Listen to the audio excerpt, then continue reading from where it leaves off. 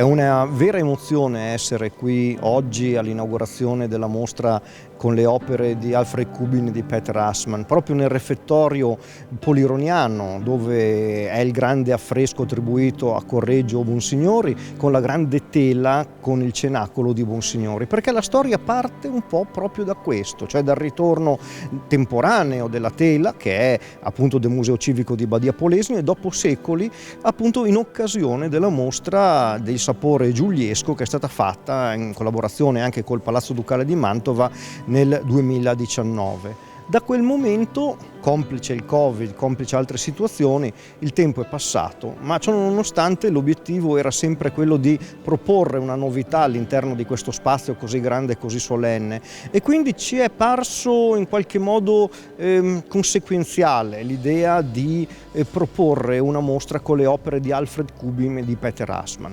D'altra parte, uno degli scritti importanti di Kubin è L'altra parte, e un po' il gioco è come se noi guardassimo il cenacolo appunto dall'altra parte. Non a caso nell'allestimento della mostra è un grande tavolo che rispecchia quello che compare nel dipinto, con al di sopra le opere più piccole di Peter Assmann, e poi comunque questo continuo gioco tra Alfred Kubin, che è questo importante artista espressionista, simbolista, e Peter Assmann, che è artista contemporaneo ma che di Kubin è il maggiore studioso. Un'ultima parola è dedicata ovviamente ai ragazzi del liceo artistico, che con le loro opere hanno dimostrato la capacità di guardare al passato per creare delle opere straordinarie per il loro futuro. Davvero bravi, grazie.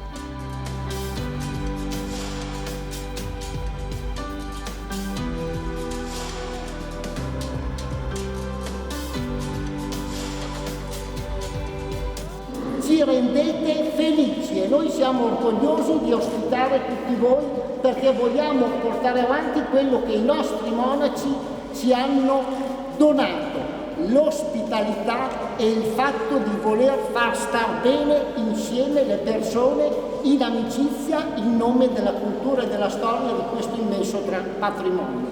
Il vero spettatore, come vorrei che fosse, non solo guarderebbe le mie pagine con divertimento o critica, ma come stimolato da un contatto segreto, dovrebbe rivolgere la sua attenzione anche alla propria camera oscura, ricca di immagini da coscienza sognante.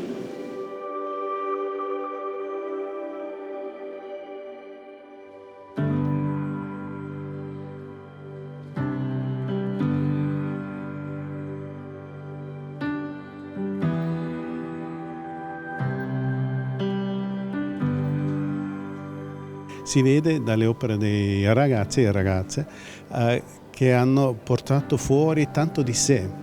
E questo è anche un po' l'obiettivo della mia arte. Io voglio toccare qualcuno, quindi la mia esperienza per decenni è stato sempre così. Qualcuno si è preso oppure no. E così è l'arte. È il tema dell'inconscio, del sogno, dell'incubo, di ciò che noi teniamo trattenuto, perché la nostra anima viene spesso trattenuta dagli eventi e dalla società, ed è questo il segno che dà il sogno, cioè come traccia, come segno anche grafico, come disegno e come progetto.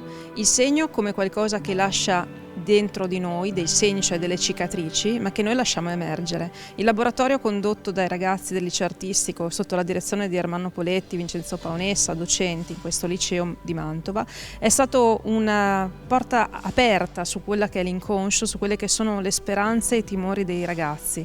1909, l'anno dell'altra parte, romanzo di Alfred Kubin.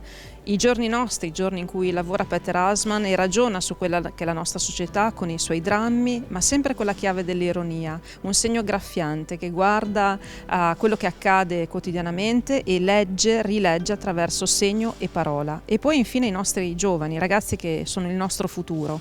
Che cosa ci aspetta? Che cosa sono le loro attese? Quali sono le loro preoccupazioni? Direi che la sfida che passa dalla storia di Kubin e si sviluppa nell'arte di Peter Assmann ha una narrazione verso i ragazzi del futuro.